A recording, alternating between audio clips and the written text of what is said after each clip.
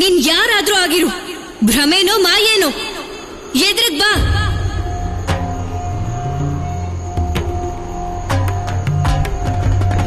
ಈ ಕಣ್ಣ ಮುಚ್ಚಾಲೆ ಆಟ ನಿಲ್ಸು. ಎದ್ರಿಗ್ ಬಾ ಶಿವ, ಬಾ ಎದುರಿಗೆ. ನೀನು ಉಪಕಾರ ಮಾಡಿದ ಕಾರಣಕ್ಕೆ ನನ್ನ ಸೇಡಿನ ಜ್ವಾಲೆ ತಣ್ಣಗಾಗೋದಿಲ್ಲ. ನೀನು ಸತಿನ ಎದುರಿಸಲೇಬೇಕು. ಬಾ ಎದುರಿಗೆ.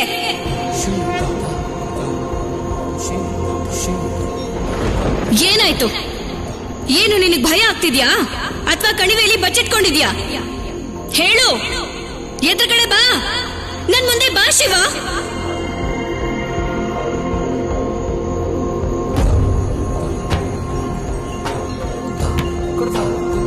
ಅರ್ಥ ಆಯ್ತು, ನೀನ್ ಹೀಗೆಲ್ಲ ಬರೋದಿಲ್ಲ ಅನ್ಸುತ್ತೆ. ನಿನಗೆ ಉಪಕಾರ ಮಾಡೋ ಅಭ್ಯಾಸ ಇದೆ ಅಲ್ವಾ? ನೀನ್ ದೊಡ್ಡ ಕರುಣಾಮಯಿ ಅಂತ ತೋರಿಸ್ಬೇಕು ಅಂತಿದ್ಯಾ? ಸರಿ, ಹಾಗಿದ್ರೆ ನಾನ್ ನಿನಗೆ ಅವಕಾಶ ಕೊಡ್ತೀನಿ.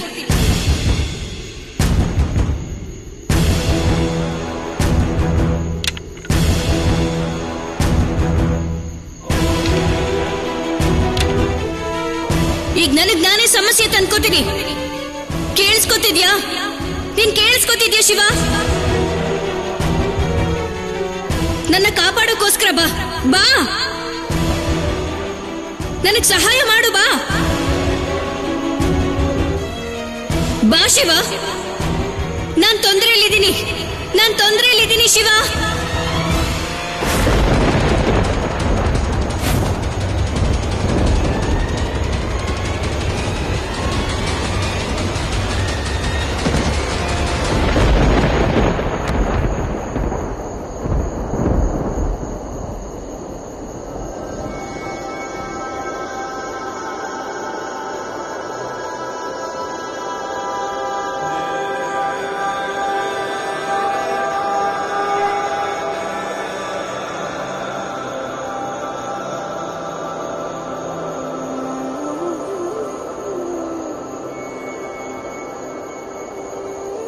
ಪ್ರತಿ ಸಲದ ಹಾಗೆ ಅವರಿಬ್ರು ಮತ್ತೆ ಭೇಟಿಯಾದ್ರು. ಆದ್ರೆ ಈ ಸಲ ಶಿವನಿಗೆ ಜಗತ್ತು ಬೇಡವಾಗಿತ್ತು. ಅವ್ರ ಮನಸ್ಸಲ್ಲಿ ನೋವಿತ್ತು. ಆದ್ರೆ ಸತಿ ಮನಸ್ಸಲ್ಲಿ ಸೇಡಿನ ಭಾವನೆ ಇತ್ತು.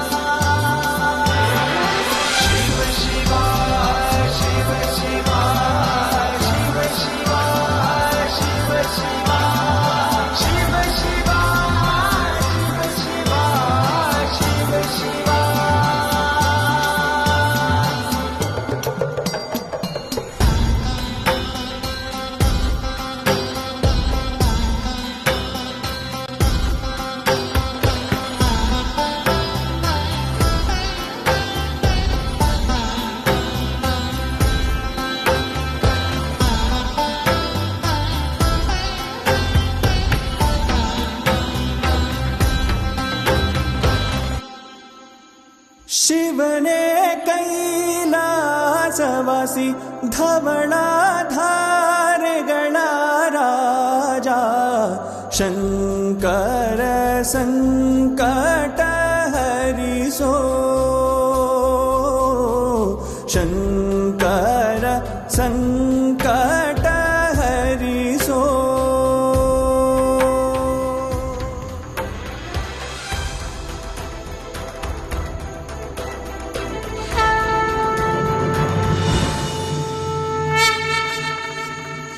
ಸತಿ, ಸತಿ,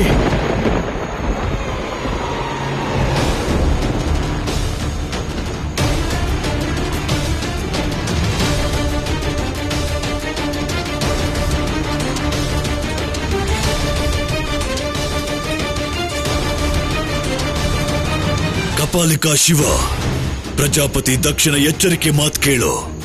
ನನ್ನ ಮಗಳಿಗೆ ಏನೂ ಆಗಬಾರದು. ದೂರ ಇರುವವಳಿಂದ.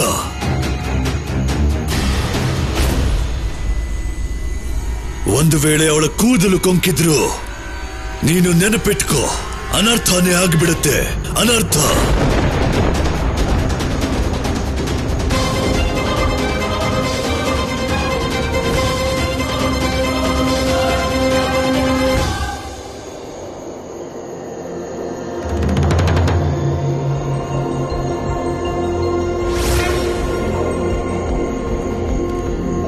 ಸತಿ ಸತಿ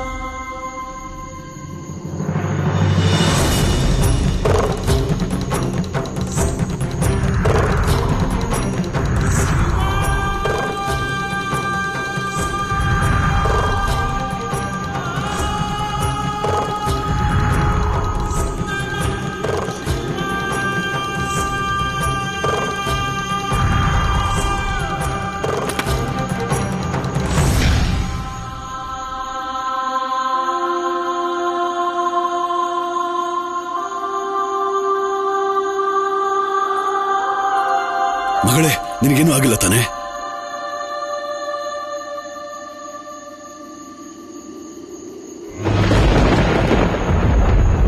ಪ್ರಜಾಪತಿ ದಕ್ಷ,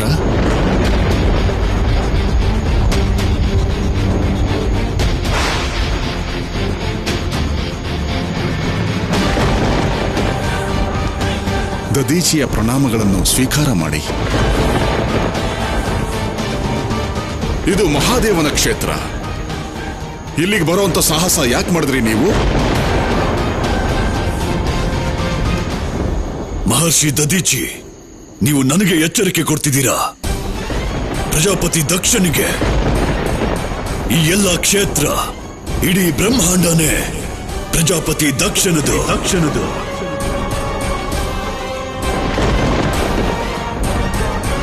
ನೀವು ಮರ್ತಿದ್ದೀರಾ? ನಿಮ್ಮ ಕ್ಷೇತ್ರ ಏನಿದ್ರು ತ್ರಿಮೂರ್ತಿಗಳ ಕ್ಷೇತ್ರ ಬಿಟ್ಟು ಹೊರಗಡೆ ಆರಂಭ ಆಗತ್ತೆ. ಆದಷ್ಟು ಬೇಗ ನೀವು ಇಲ್ಲಿಂದ ಹೋದ್ರೆ ಒಳ್ಳೇದು ಅನ್ಸುತ್ತೆ.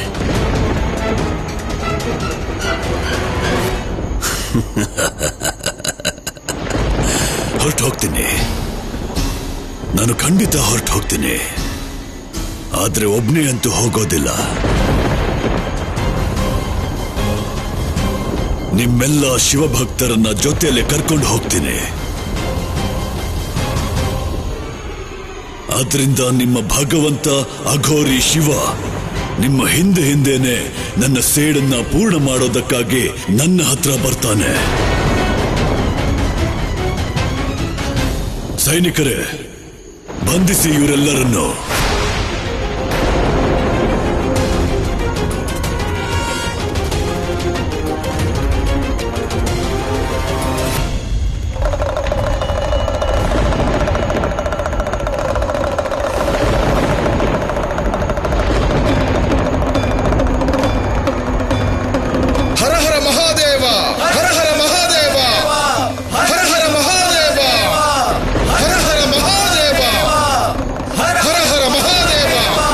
ನಿಲ್ಲಿಸಿ ನಿಮ್ಮ ಘೋಷಣೆನ, ನಿಲ್ಲಿಸಿ.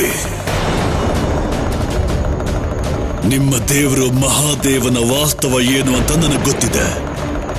ಅವನು ಮಾಯಾವಿ ಶಕ್ತಿ ಇಟ್ಕೊಂಡಿದ್ದಾನೆ ಅಂತ ನನಗೆ ತಿಳಿದಿದೆ.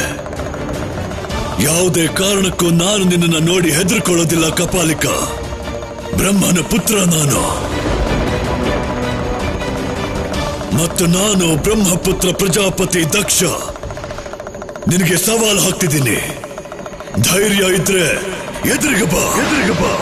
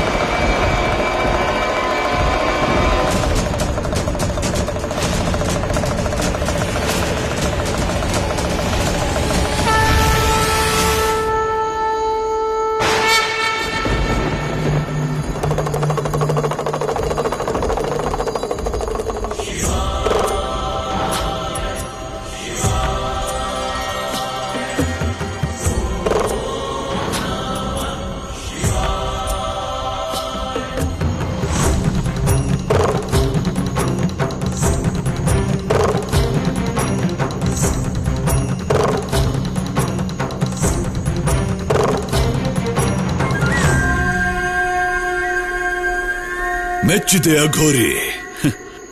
ನನ್ನ ಒಂದೇ ಆದೇಶಕ್ಕೆ ಕಣ್ಣೆದುರಿಗೆ ಬಂದುಬಿಟ್ಯಾ. ಬಂದು ಉಳಿಸ್ಕೊಂಡು ಬಿಟ್ಟೆ ನೀನು. ನಿನ್ನ ಈ ಹುಚ್ಚು ಭಕ್ತರನ್ನ ನನ್ನ ದಂಡನೆಯ ಪ್ರಕೋಪದಿಂದ. ನೀವು ಪ್ರಜಾಪತಿ ದಕ್ಷ, ಋಷಿ ದಧೀಚಿ ಕೂಡ ನಿಮ್ಮ ಪ್ರಜೆನೆ. ಆದ್ರೂ ಈ ಭೇದ ಭಾವ ಯಾಕೆ? ಇದು ನನ್ನ ಆದೇಶ. ನೀನು ಈ ಕ್ಷೇತ್ರ ಬಿಟ್ಟು ಈಗಲೇ ಹೊರಟು ಹೋಗು.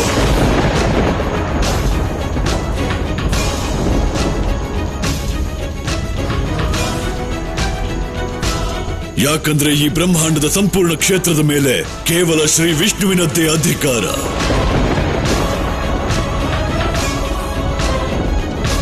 ಮತ್ತೆ ಈ ಬ್ರಹ್ಮಪುತ್ರ ಪ್ರಜಾಪತಿ ದಕ್ಷಿಣದ್ದು.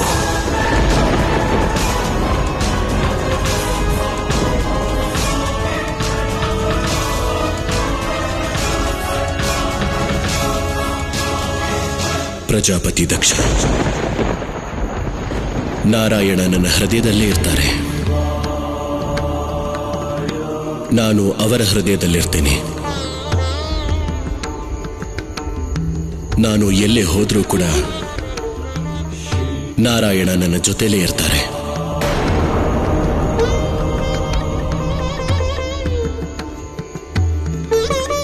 ಹೀಗಿರುವಾಗ ನೀವೇ ಹೇಳಿ ಪ್ರಜಾಪತಿ, ನಾನು ಎಲ್ಲಿಗೆ ಹೋಗ್ಲಿ? ನಾರಾಯಣನ ಅಧಿಕಾರ ಇಲ್ಲದೆ ಇರೋ ಜಾಗ ಯಾವುದಿದೆ? ಎಲ್ಲಾದ್ರೂ ಹೋಗು, ಆದ್ರೆ ನನ್ನ ಅಧಿಕಾರ ಇರೋ ಕ್ಷೇತ್ರದಲ್ಲಿ ಇರಬೇಡ. ನಶ್ವರತೆಗೆ ಅಧಿಕಾರದ ಅಭಿಮಾನ ವ್ಯರ್ಥ ಪ್ರಜಾಪತಿ ದಕ್ಷ. ಬುದ್ಧಿಹೀನತೆಯದು. ಸಮಯ ಬಂದಾಗ ಎಲ್ಲವೂ ಮುಗಿದೋಗತ್ತೆ, ನಾಶ ಆಗೋಗತ್ತೆ. ಸ್ಮಶಾನ ಯಾರಿಗೆ ಪ್ರಿಯವೋ ಅವನು ವಿನಾಶವನ್ನು ಬಿಟ್ಟು ಬೇರೇನು ಮಾತಾಡೋದಕ್ಕೆ ಸಾಧ್ಯ?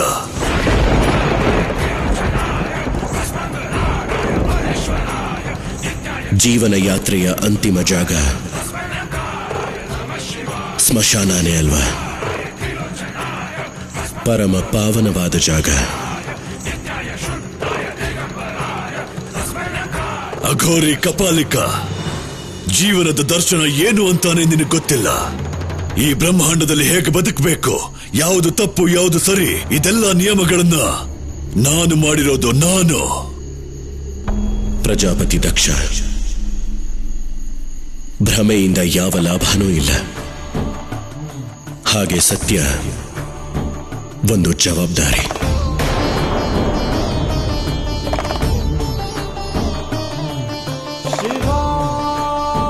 ಭ್ರಮೆ ಆಸೆಗಳನ್ನು ಹುಟ್ಟಿಸುತ್ತೆ, ಸತ್ಯ ಆಸೆಗಳನ್ನು ಕಳಚುತ್ತೆ. ಈ ಸತ್ಯ ಕೇವಲ ಕಾಲ ಮಾತ್ರ.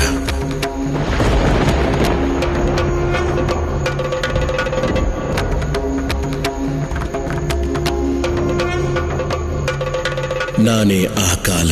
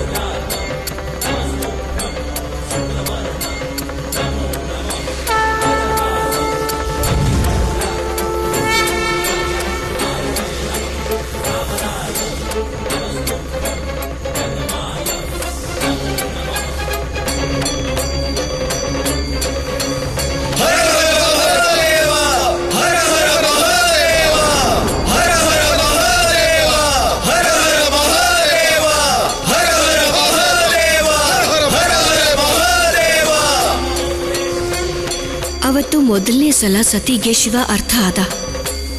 ಯಾಕಂದ್ರೆ ಅವಳ ಪಿತಾಶ್ರೀ ಶಿವನ ಮಾತಿಗೆ ಸ್ವಲ್ಪನೂ ಕೋಪಿಸ್ಕೊಳ್ಳಿಲ್ಲ. ಅವರು ಪ್ರಿಯ ಅಪ್ರಿಯ ಈ ಎಲ್ಲ ಭಾವನೆಗಳನ್ನ ಮೀರಿದ್ರು. ಸನ್ಮಾನದ ಇಚ್ಛೆ ಹಾಗೆ ಅವಮಾನದ ಮುಳ್ಳು ಅವರಿಗೆ ವ್ಯತ್ಯಾಸ ಆಗ್ತಿರ್ಲಿಲ್ಲ.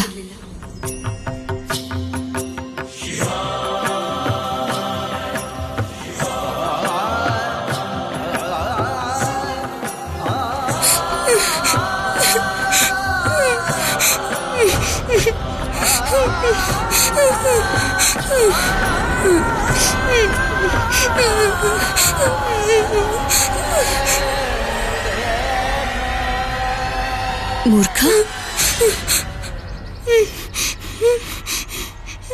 ನನ್ ಗೆಳೆಯ ಯಾಕೆ ಕಂಡ್ಬಿಡ್ತಾ ಇಲ್ಲ? ಮೂರ್ಖ, ಗೆಳೆಯ ಶಿವ, ಗೆಳೆಯ ಶಿವ, ಮೂರ್ಖ, ಗೆಳೆಯ ಶಿವ. ಮೂರ್ಖ, ನಿನ್ನ ಗೆಳೆಯ ಧ್ಯಾನದಲ್ಲಿದ್ದಾರೆ ಅಲ್ವಾ? ಬಲವಂತವಾಗಿ ಅವ್ರನ್ನ ಎಚ್ಚರಿಸಬಾರದು. ನನ್ ಗೆಳೆಯ ತುಂಬಾ ಹೊತ್ತಿಂದ ಏನೂ ತಿಂದಿಲ್ಲ. ಅವನಿಗೆ ಹಸುವಾಗಿರುತ್ತೆ ಈಗ.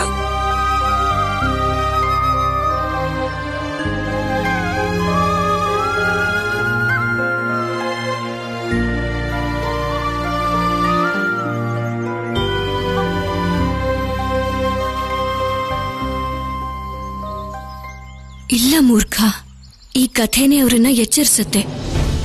ಅಲ್ದೆ ಯಾವುದೇ ಕಥೆನೂ ಅರ್ಧಕ್ಕೆ ಬಿಡಬಾರ್ದು. ಪೂರ್ತಿ ಕತೆ ಕೇಳಿದ್ಮೇಲೆ ನಿನ್ನ ಗೆಳೆಯ ಧ್ಯಾನದಿಂದ ಹೊರಗೆ ಬರ್ತಾರೆ. ನನ್ನ ಕ್ಷಮಿಸಿ ನೆರೆಮನೆ ಗೆಳತಿ, ನೀವು ಕಥೆ ಮುಂದುವರಿಸಿ. ಆದ್ರೆ ನೀವು ಬೇಗ ಕಥೆ ಮುಗಿಸಿ, ಆಗ ನನ್ನ ಗೆಳೆಯ ಶಿವ ಧ್ಯಾನದಿಂದ ಹೊರಗಡೆ ಬರ್ತಾನೆ.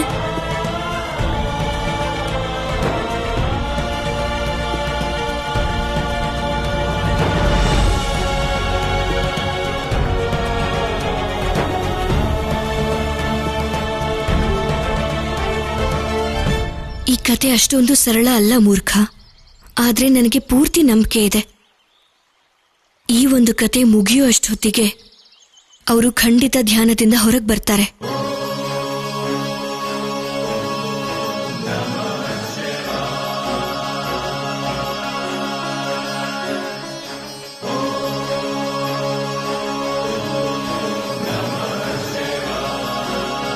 ನಾವೆಲ್ಲರೂ ಆಸೆಯಿಂದ ಕಾಯ್ತಾ ಇದ್ದೀವಿ.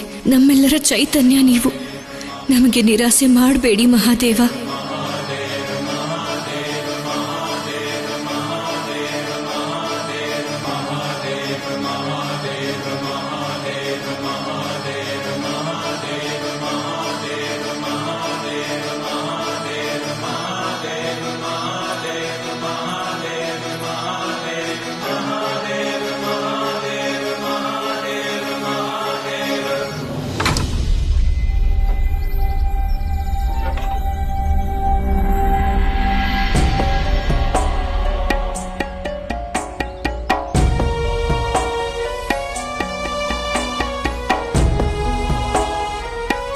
ಒಳಗ್ ಬಾ.